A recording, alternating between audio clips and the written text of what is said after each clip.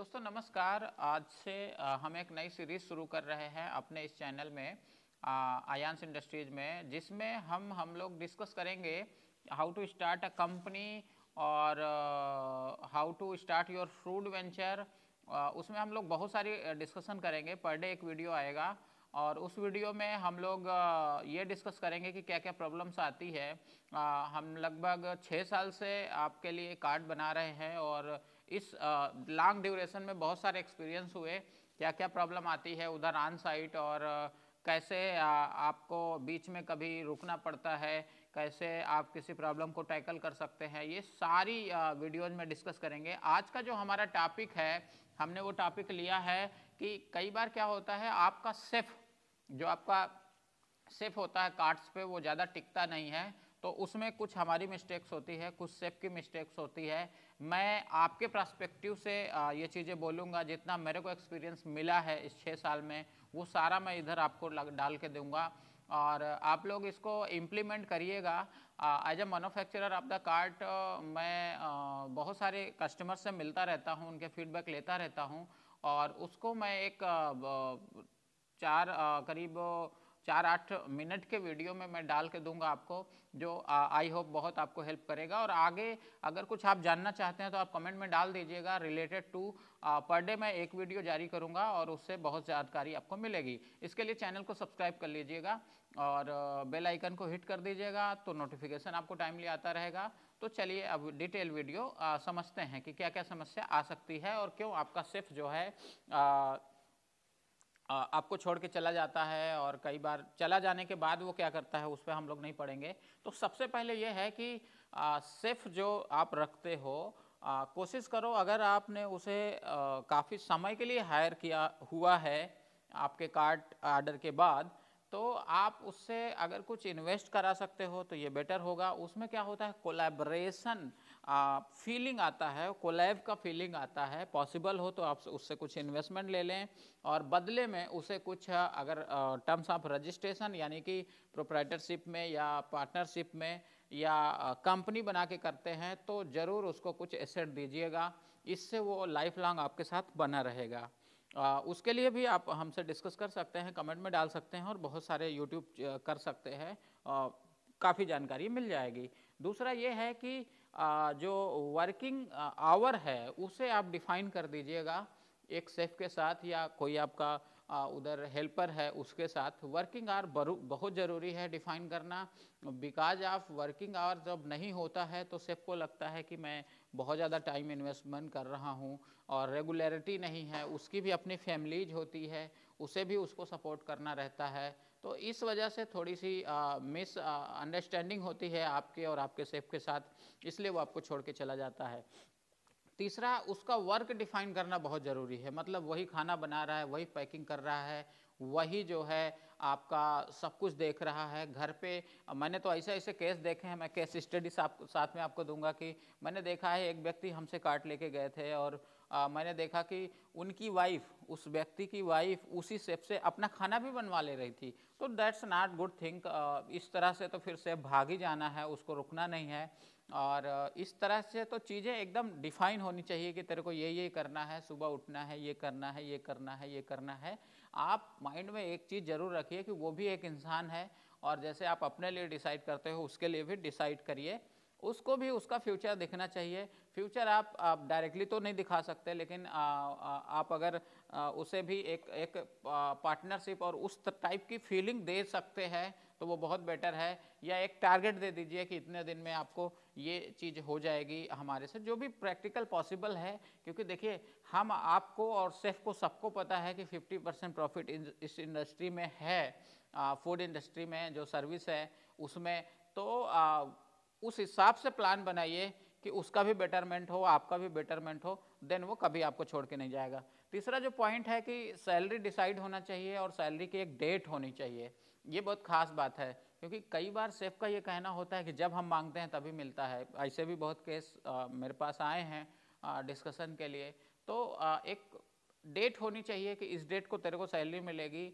और फिर उसके बाद ये भी आता है कि चूंकि वो डेली कैश देख रहा है, वो उधर आपके लिए कैश कमा रहा है, तो उसको उसके माइंड में ये होता है कि ये पैसे हैं और मेरी ज़रूरत पे ये मिल सकते हैं मुझे, तो वो चीज़ भी आपको एक थोड़ा सा फ्लेक्सिबिलिटी रखनी पड़ेगी कि तेरे को इस डेट को तो कंफर्म पेमेंट मिलेगी, लेकिन बिफोर अगर कोई रीजन देते हो, रीजन ऑफ इमरजेंसी, तो तेरे को पेमेंट मिल सकती है। लेकिन हाँ, उसका ये है कि वीकली में आप डिसाइड कर लो कि आप कितना दे सकते हो। ऐसा नहीं कि कई बार ऐसा होता है कि सेफ आपसे जो है वीकली पेमेंट मतलब डिवाइड बाई 4, मंथ की सैलरी को डिवाइड बाई 4 और वो सब आपसे लेता रहा, तो उसको आप अवॉइड करिए क्योंकि वो ठीक नहीं होता है। लेकिन एक फिक्स अमाउंट लाइक अगर 10,000 सैलरी है तो आप हफ्ते के 1500 तो उसे खर्च के लिए दे ही सकते हैं।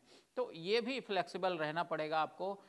ये ऐसा क्यों होता है? क्योंकि इंसानी जो वो सोच है उसमें यह है कि उसके पास डेली कैश आ रहा है, दिख रहा है, देन वो आपके लिए वो कैश ला रहा है, वो आपकी सेल कर रहा है, और फिर उसको ही से अगर पैसे ना मिले ज़रूरत पे तो फिर वो चिढ़ जाता है तो फिर वो ओनरशिप चेंज कर देता है। तीसरा, थोड़ा सा इंसेंटिवाइज उसे करना बहुत ज़रूरी है। इंसेंटिवाइज का मतलब होता है एक सैलरी आपने रख दी, जो भी आप दे सकते हैं, जो भी आपने डिसाइड किया है, उसके साथ कुछ टारगेट बेस इंसेंटिव भी रख सकते हैं। फूड में ये बहुत ज़रूरी होता है। आपको मैं एक छोटा सा एग्जांपल दूंगा कि जैसे मैकडॉवेल में होता है कि आप कुछ भी परचेज करने जाते हो तो वो जो वहाँ का सेल्स पर्सन है वो बोलता है कि क्या इसके साथ ये लेना पसंद करेंगे, क्या इसके साथ ये लेना पसंद करेंगे। तो वो सिर्फ इंसेंटिव कमाने के लिए ये करता है, और वो इंसेंटिव अगर नहीं रहेगा तो ये चीज़ नहीं करेगा। बोलने में उसको शर्म आएगी, कई सारे कारण हैं। फिर वो ये भी सोच सकता है कि मैं क्यों करूं, मेरे को सैलरी मिलनी है, उससे ज़्यादा मिलना नहीं है, तो मैं क्यों ज़्यादा कमा के दूंगा ओनर को। तो ये चीज़ें उसके माइंड में आ जाती हैं। तो आपको इंसेंटिवाइज भी उसे करना होगा और उसको कुछ ये तरीके जो है सिखाने भी पड़ेंगे। एक एम्प्लाई एक बॉस के लिए एक छोटा बेबी होता है, उसको उस तरह से आपको ट्रीट करना होगा, उसका भी बेटरमेंट उसे समझ आए और प्रैक्टिकल भी हो। ये ज़रूरी है कि उसको बेटरमेंट समझ आए और साथ साथ प्रैक्टिकल हो, जिससे वो एक उसी तरह चलेगा और उसको उसका बेनिफिट मिलेगा और आपको आपको उसका वर्किंग का बेनिफिट मिलेगा। तो ये चीज़ें होनी चाहिए। और अगर इस तरह से आप काम करेंगे तो वो इंसेंटिव कमाएगा, सेल ज़्यादा लाएगा, कुछ वैल्यू एडेड सर्विस सेल करेगा। लाइक मोमो सेल हो रहा है तो हो सकता है पास्ता भी सेल हो जाए, लाइक पानी पूरी सेल हो रहा है तो हो सकता है टिक्की भी सेल हो जाए। और इसके बाद जो आपको करना है वो ये करना है कि अगर आपने फूड ट्रक या इस तरह की चीज़ें ओन करते हैं और आप उसे मार्केट में चला रहे हैं, तो सबसे ज़रूरी है कि आपका एक किचन हो जिसमें आप रेगुलरली कुछ ना कुछ टेस्ट करते रहें। फूड एक ऐसा सेक्टर है जिसमें आपको कुछ ना कुछ नए प्रोडक्ट इन्वेंट करते रहने हैं। आप ऐसा कुछ भी कर सकते हैं, लाइक अभी कुछ ऐसे ब्रांड्स हैं जो करते रहते हैं रेगुलर। मतलब बाहुबली मूवी आ गई तो बाहुबली बर्गर बना दिया, यूं बड़ा बर्गर, पता है कि नहीं खाते लोग, नहीं खा पाएंगे, लेकिन बना दिया, हमने लिस्ट में रखा हुआ है, चला तो कंटिन्यू करेंगे, नहीं चला तो नहीं कंटिन्यू करेंगे, नेक्स्ट कुछ वन। मतलब जो चीज़ें हाईलाइट हो रही हैं वो ज़रूरी है कुछ ऐसा करने की जिससे पब्लिक अट्रैक्ट हो। फूड ऐसा चीज़ है जिसमें हमें बहुत ज़्यादा रिसर्च की ज़रूरत नहीं पड़ती। हमने 4-5 लोग रखे जो जेन्युइन रिव्यू देते हैं, और सबसे अच्छी बात, रिव्यू देने वाले लोग नहीं भी हैं तो आप कोई टेस्ट करो, आपको अच्छा लगे, उसके बाद एक दिन के लिए आप कार्ट पे भेज दो। 3-4-5 जो रेगुलर आपके कस्टमर हैं उनसे रिव्यू जेन्युइनली ले लो, क्योंकि फ्री में रिव्यू भी गलत होता है। इस वजह से जेन्युइनली जो आपके बायर हैं उनसे एक रिव्यू ले लो और उसके बाद उसको कंटिन्यू कर दो। इससे क्या होता है कि देखो, मेन जो कैलकुलेशन है आपका जो डेली सेल है, सेल को बढ़ाने का इससे अच्छा कोई तरीका नहीं है। आप ये फूड सेक्टर है, इसको आप प्रचार करके टीवी में ऐड डाल के, फेसबुक में ऐड डाल के सेल नहीं बढ़ा सकते। इसको बढ़ा सकते हैं माउथ पब्लिसिटी से, आपके स्टाफ की वजह से, और आपके प्रोडक्ट के यूनिकनेस से। ये 3 जो सेक्टर हैं इससे आपका सेल बढ़ सकता है, और वो भी एक्स में, मतलब मल्टीपल सेल बढ़ सकता है। जैसे अगर मान लीजिए आपका 10,000 का महीने का सेल है और आपने अपने स्टाफ को ट्रेनिंग दी, आपने उस सेल्स पर्सन को जो उधर रहता है उसको ट्रेनिंग दी कि आप ऐसा करो, फ्रेंच फ्राई 20 रुपए का एक प्लेट सभी के साथ कंटिन्यू कर दो। कंटिन्यू करने का मतलब पूछ लो, ऐसा जबरदस्ती अर्थदंड मत दे दो, पूछ लो। अगर मान लीजिए आपके कार्ट पे रोज 100 कस्टमर आते हैं और उसमें से मैं कहता हूँ सिर्फ 25 कस्टमर परचेज कर लेते हैं, तो उससे क्या होगा, आपका 1.25x सेल हो जाएगी। ये चीज करना बहुत जरूरी है।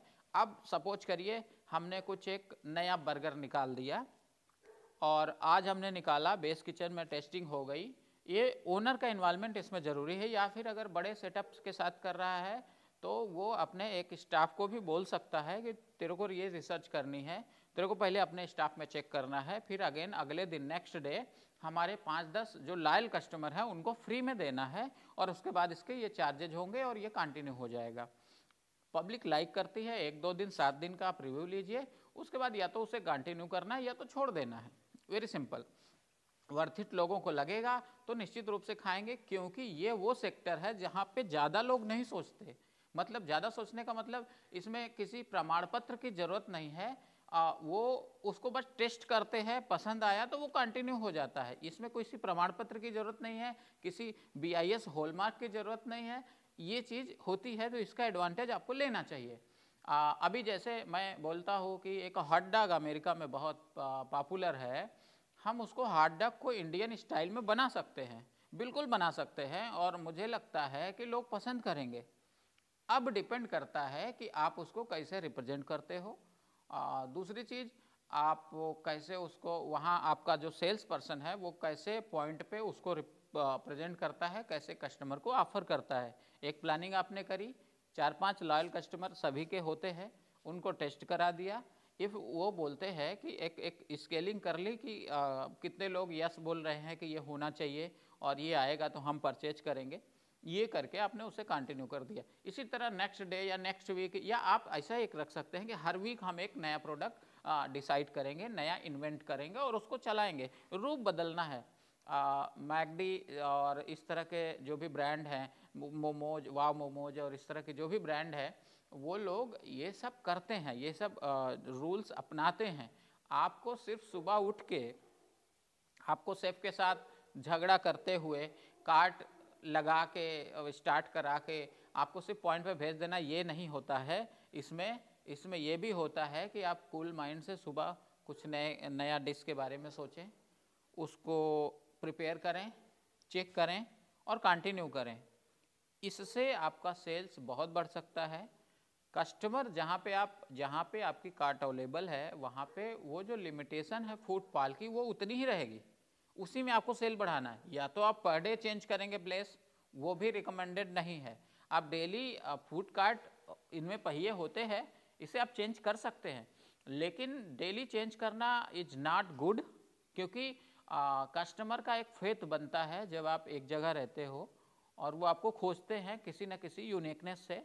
और जब आप प्लेस डेली चेंज करोगे, अगर ऐसा आप प्लान करते हो, तो फिर मुझे लगता है वो फेथ किसी का बन नहीं पाएगा और हर दिन आप नए कस्टमर से मिलते रहोगे। और आई थिंक इससे बेटर है कि आप प्लेस एक डिसाइड कर लें जहाँ पे एक आपके एवरेज फुटफॉल आपको मिल रहा है, और वहाँ पे फिर डिशेस को बढ़ा करके, डिशेस में इम्प्लीमेंट कर करके, यूनिकनेस उसमें छांट करके और वो सर्व करेंगे, तो आई थिंक रेगुलर इनकम बनेगी और उससे बहुत कुछ हो सकता है।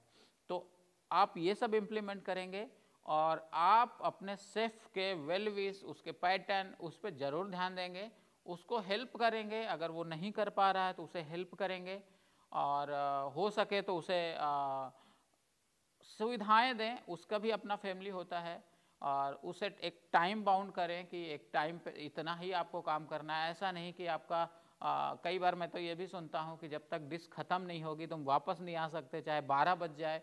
तो ये तो नहीं चलेगा, इंसान वो भी है। और प्लीज़ उसे एक बिजनेस इन्वायरमेंट बना के दें। ऐसा नहीं है कि उससे घर के आलू भी तलवा रहे हैं, पकोड़े भी तलवा रहे हैं, तो ऐसे में तो वो टिकने वाला नहीं है। तो ये सब ध्यान दें और फिर देखें कि सेफ आपका हो जाएगा। और अगर आप रजिस्टर्ड बिजनेस चल रहे हैं तो मुझे लगता है फूड बिजनेस में ज़रूरी है कि उसे कुछ एसेट दिया जाए। एसेट का मीन्स होता है कि उसे कुछ इक्विटी और ये सब दिया जाए, जिससे वो भी अपना फ्यूचर देखे और आपके साथ लगा रहे। तो दोस्तों मिलते हैं नेक्स्ट वीडियो में, तब तक के लिए बाय बाय।